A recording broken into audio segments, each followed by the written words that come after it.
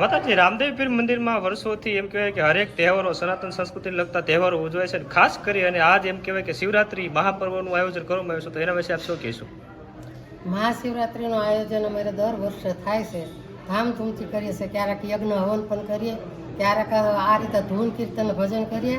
અને આજે સવારમાં વહેલા 5 વાગે પૂજા આરતી અને ત્યારબાદ 12 વાગે ભગવાનની મહાપૂજા આરતી તેમજ હરિભક્તો ખૂબ જ આવે, દર્શનનો લાભ લે, પ્રસાદનો લાભ લે.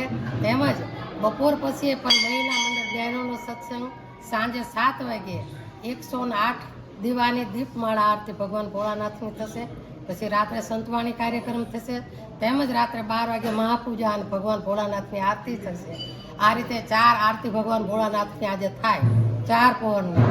એટલે એ રીતે અમે દર વર્ષે આ રીતે ભગવાન ભોળાનાથની હરિભક્તો દર્શનનો અને મહાપ્રસાદનો લાભ લે. અને આ રીતે બધા જ ભક્તો ખૂબ આવે છે અને ભગવાનના દર્શન કરે છે. બોલો ઓમ નમઃ પાર્વતી પતિ હર હર મહાદેવ.